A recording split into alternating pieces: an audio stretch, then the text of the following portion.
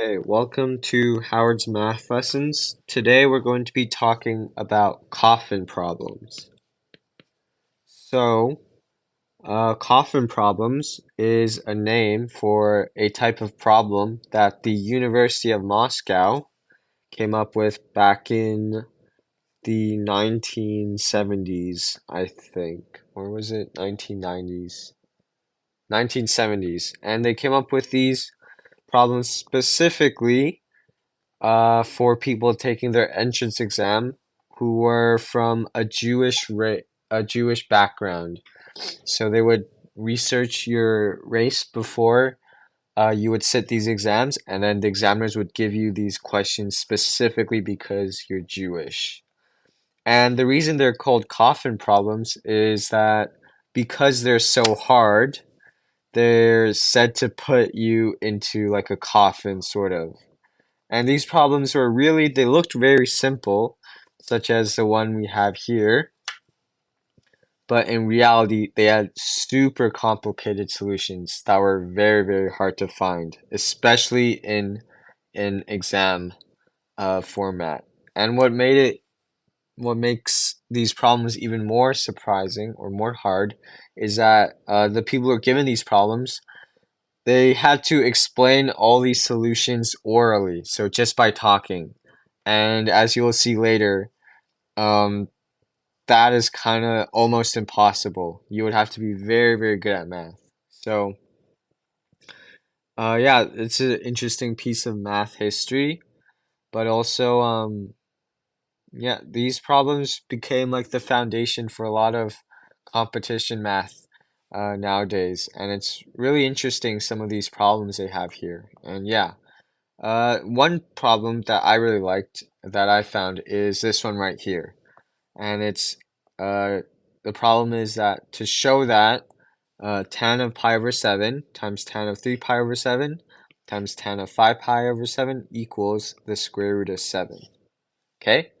So, the way we actually prove this is pretty hard. So, the first thing we have to notice is, okay, this is the first observation we have to make, right? When tan of 7 theta, when we have this equation, right, tan of 7 theta equals 0, the first the first 7 solutions, or the first 6 solutions to this are pi of 7, 2 pi over 7, 3 pi over 7, 4 pi over 7, 5 pi over 7, and 6 pi over 7, right? And that's because tan of pi to the power to any integer equals 0, right? So pi over 7 times 7 would equal tan of pi, and then that would give us 0, okay? So how does this help us solve our problem, right? We want to find tan of pi over 7 times tan of pi over 7, 3 pi over 7 times tan of 5 pi over 7, right? Well, the next thing we have to do is discover that tan of 7 theta is equal to tan of 4 theta plus 3 theta, right? So that means if we use our double angle property or addition tan addition property, we get that tan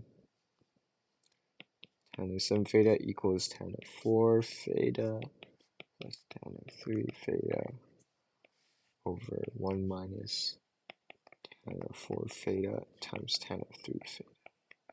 Right? And right now we're trying to find theta when tan of 7 theta equals 0, right? So then this side would equal 0. And so we would get 0 equals tan of 4 theta plus tan of 3 theta. All right. which means that tan of 4 theta equals negative tan of 3 theta. Okay? And so now what we want to do is expand this. So we know tan of 4 theta is tan of 2 times 2 theta, and this would equal negative tan of theta plus 2 theta. We can expand this some more using our double angle identities. So we get this,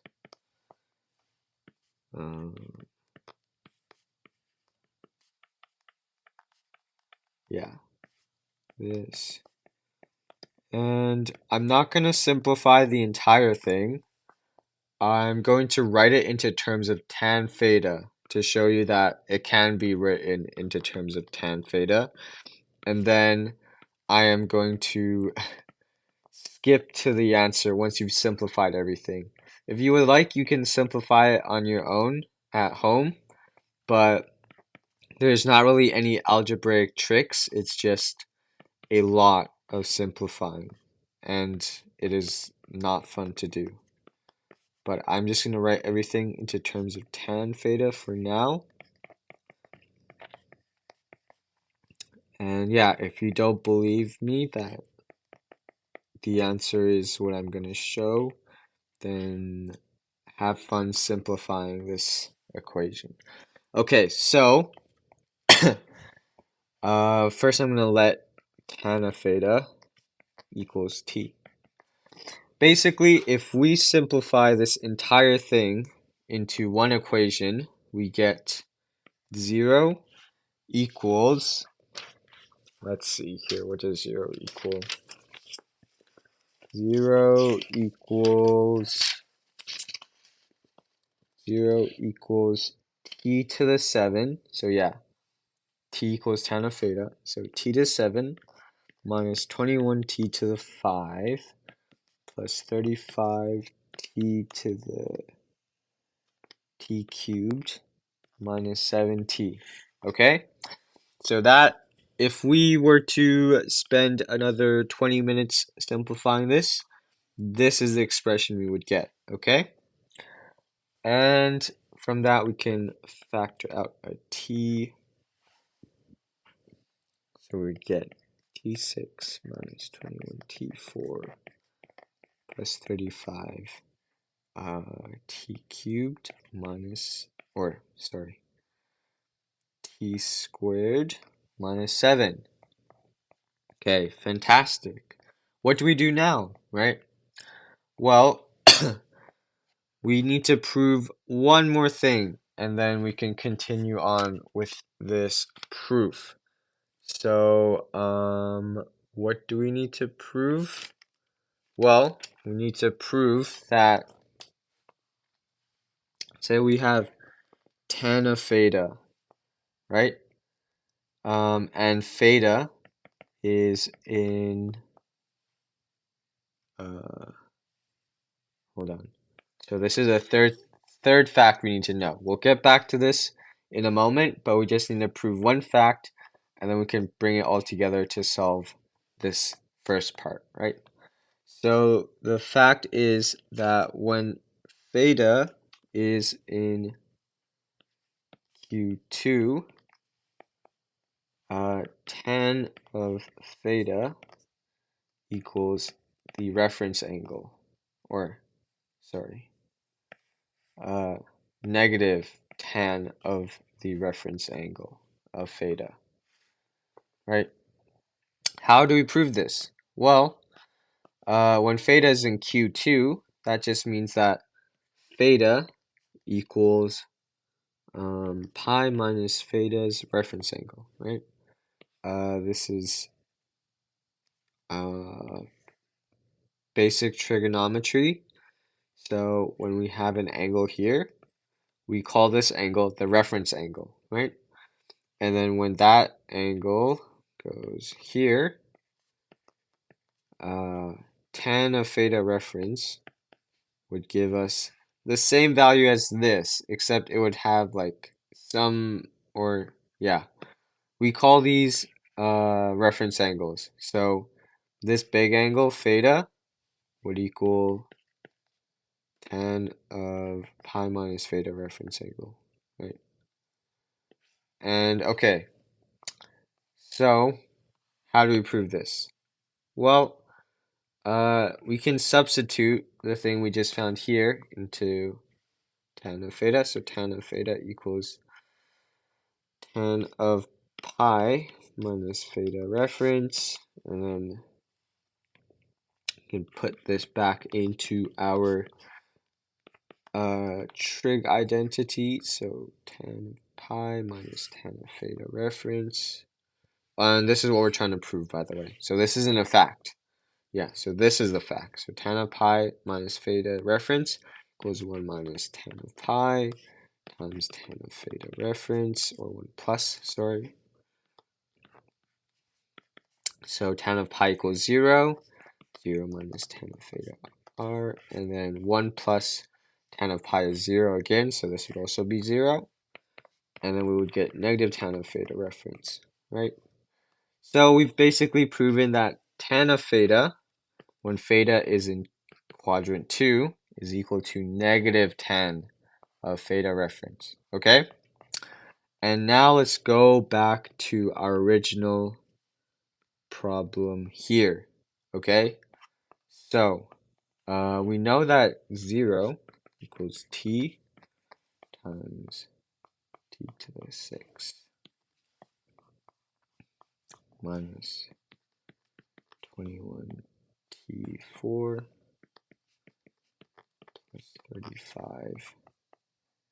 35t squared minus 7. And first thing we can do is we can kind of disregard, excuse me, disregard this. Okay, because if you think about it, t is just tan of theta, right? So tan of theta, any tan of theta would equal 0. Any like tan to the pi n of anything would equal 0. It doesn't really matter, right? Or sorry, this is tan of 7 theta. Ooh, sorry. Wait, no, this is tan of theta. Yeah, never mind. This is tan of theta. This is tan of theta when tan of 7 theta equals 0. Okay? So yeah, tan of theta would equal, like, if theta was pi or something, this would also equal 0, but we're going to disregard this for a second. One thing we know is that this part, the second part, is what we want to focus on here, right?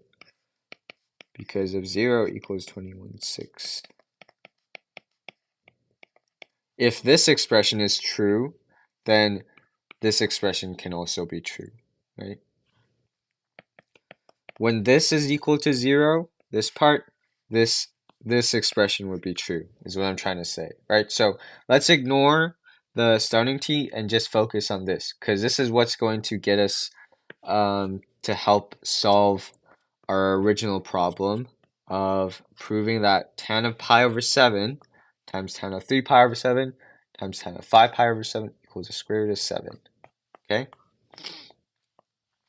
So looking at this equation, let's write it back into our normal form. So tan of 6 minus 21 tan of 4 theta plus 35 minus 7, right? Now, one thing you have to always remember when solving this problem is that tan of 7 theta equals 0. So only thetas which satisfy this equation would be available for this, right? So if we look back up top, we know the first 6 solutions to this equation, which would also be solutions to this equation, are pi over 7, 2 pi over 7, 3 pi over 7, 4 pi over 7, 5 pi over 7, and 6 pi over 7. right? Theta could equal any of these values, and this would be true. So that just means that these are our roots. So our roots are tan pi over 7, tan of 2 pi over 7, tan of 3 pi over 7, tan of 4 pi over 7, tan of 5 pi over 7, and tan of 6 pi over 7. Fantastic. So what does that mean for this? Well, what formula do we know that relates the coefficients of the the equation to its roots? Well, we can use Vieira's formula, right? So here, I'll go to another page. Vieira's formula, with Vieira's formula, we know that the product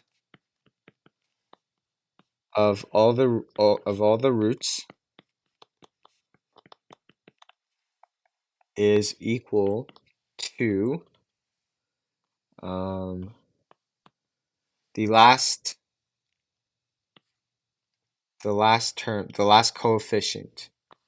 So in this case, the last coefficient, if we look at the very end here, is -7, right?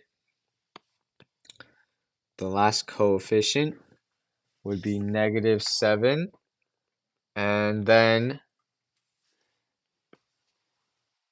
it would be over the coefficient of the first coefficient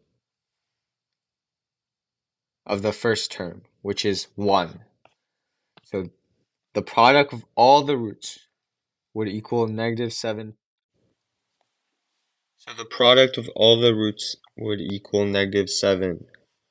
And because we know the roots are tan of 5 pi over 7, tan of 6 pi over 7, tan of pi over 7, tan of 2 pi over 7, tan of 3 pi over 7, and tan of 4 pi over 7, we know that when we multiply these 6 terms together, we get -7. And then we also remember from before that